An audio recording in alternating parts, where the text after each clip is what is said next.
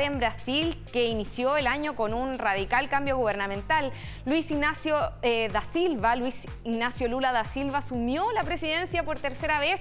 Vamos a hablar de todo lo que viene para el gigante sudamericano, de lo que podría enfrentar también el expresidente Bolsonaro, y para eso estamos con Javiera Arce, cientista política, estudiante de PhD del Instituto de Américas de University College London, ¿cierto? Y parte de la red de politólogas. Gracias por acompañarnos. Lo dije bien, ¿cierto?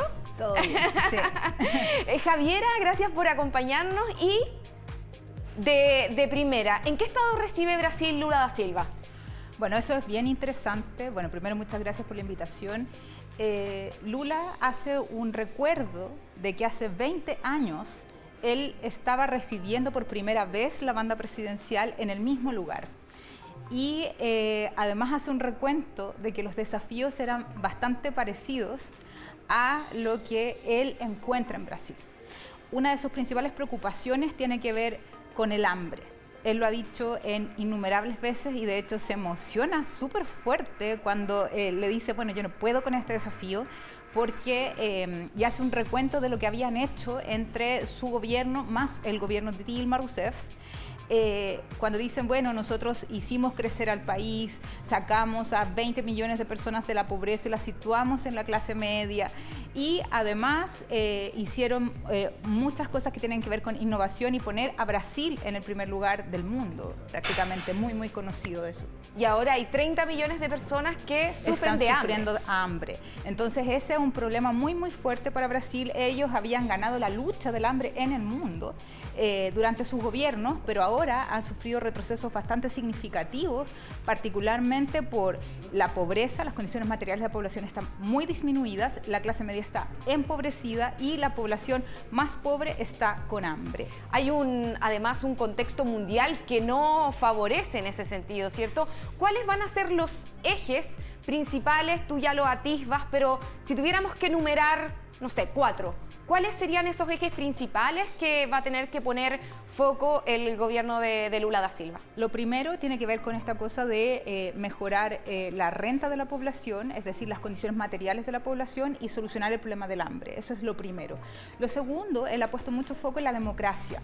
La democracia quedó bastante quebrada y lastimada después del gobierno de Jair Bolsonaro, donde él además sitúa la necesidad de reinstalar el cumplimiento de la ley de transparencia para este gobierno y para empezar a mejorar las instituciones políticas y la credibilidad en las instituciones políticas y la democracia, el diálogo democrático y también el sentimiento conjunto de Brasil. Lo tercero tiene que ver con las relaciones internacionales y con reposicionar a Brasil en el mundo, tanto en el liderazgo por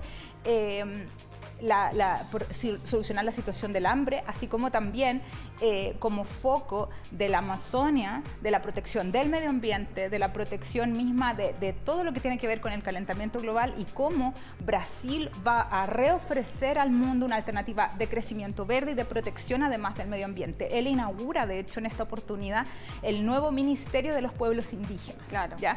Y el cuarto punto que también parece interesante tiene que ver con empezar a como darle un movimiento a la economía a través de políticas de innovación, industrialización y sobre todo de investigación para poder avanzar hacia la carbono neutralidad, es decir, un crecimiento pero también con el cuidado del medio ambiente. ¿Le basta este periodo presidencial para esos desafíos que son tan grandes? Yo creo que no. Yo creo que hay que apuntar tal vez a tener porque él ya no puede ir a la reelección. Una continuidad. Pero una continuidad, ahí hay hartos nombres. El gabinete de Lula da Silva es un gabinete sumamente fuerte en términos políticos. Hay liderazgos históricos del Partido de los Trabajadores que están en espacios muy importantes, como el jefe de la Casa Civil, que sería como el ministro del Interior, el ministro del Trabajo, el ministro de Desarrollo Social, el ministro de Educación. Son todos históricos del Partido de los Trabajadores, pero también es una mixtura muy interesante porque esta es una coalición grande. Lo que se llama en Brasil, esto se llama más que el campo mayoritario del PT, que es donde él se movía. Ahora él tiene que hacer una amplitud y hay dos nombres importantísimos dentro de este gabinete que pertenecen a la centro derecha y la derecha, que van a asumir también carteras tanto en planificación como la ex candidata Simone, no me acuerdo, Tebes, y otro ministro que es el que está más a la derecha, que hace el de las comunicaciones. Perfecto. Tú hablabas del desafío de la democracia, ¿cierto? Y después de las elecciones vimos a un gran número de partidarios de Bolsonaro que incluso acamparon pidiendo y exigiendo un golpe de Estado. ¿Cuál es el rol que va a tener este grupo de la población, crees tú, en el gobierno de Lula y cómo lo va a tener que manejar él? Bueno, es muy interesante el proceso que se genera en Brasil porque estas personas o toda la forma en cómo tienen de crecer o hacer crecer este electorado, Jair Bolsonaro fue a través del nacionalismo, la despolitización y también ciertas añoranzas del fascismo. Entonces, lo que se observa ahora es una polarización muy fuerte y un desencuentro en las calles. Lo que va a pasar es que, en efecto, van a empezar políticas mucho más fuertes también en términos culturales, para poder reunificar y volver a hacer que Brasil sea un pueblo que tenga capacidad de diálogo entre ellos. Para eso yo creo que el Ministerio de Cultura va a ser fundamental. Él también lo ha dicho, desde qué manera van poniendo también en el diálogo democrático en el centro, pero reflotando también esta cultura brasileña que es muy rica y que une también al Brasil. Entonces él va a ocupar elementos simbólicos. Yo estoy muy segura que además su diálogo con el Congreso, además de ser un diálogo bastante más fluido y menos confrontacional, porque no está en los equilibrios adecuados, de hecho están en minoría, ellos van a tener la posibilidad y sobre todo dado el carisma de Lula también y la estrategia y trayectoria que siempre utiliza, Lula va a poder alcanzar niveles de acuerdo mucho más fuertes de los que se esperan. Entonces que entonces la cultura va a jugar un rol para reconstruir ese tejido social que está bien deshilachado, podríamos decir. Este gobierno tiene 37 ministerios, Javiera, corrígeme tú, 14 más que la administración anterior. Te quiero preguntar por la representatividad. Mucho se habla de que las mujeres, ¿cierto?, y los negros son la población fuerte de Brasil. Pero si a simple vista miramos este gabinete, lo que conocemos de él, pareciera que hay pocas mujeres y muchos hombres blancos. ¿Qué piensas tú de aquello? A ver, lo que pasa es que el presidencialismo de coalición siempre es un problema sobre todo para hacer estas negociaciones. De repente tenemos expectativas mucho más altas.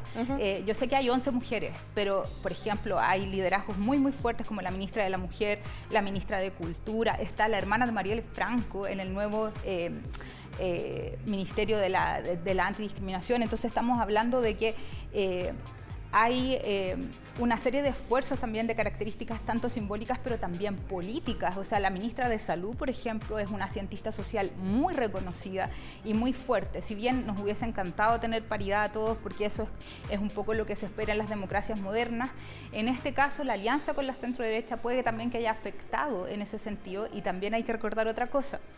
Las mujeres empiezan a entrar a los cargos altos después del del primer gobierno de Lula. Recordemos que Dilma Rousseff toma el Ministerio de la Casa Civil, que sería en este caso en Chile el Ministerio del Interior, claro. Y ella después queda posicionada y desde ese efecto, si bien ellos tenían feministas y tenían un movimiento muy fuerte de mujeres dentro de la propia estructura tampoco tenían tanto peso, dentro del PT tenían tanto peso para negociar y para estar presentes. Entonces ahora vemos, disculpa, las consecuencias es que si bien hay un avance en materia de representatividad, no es suficiente, pero es lo que hay, como se dice.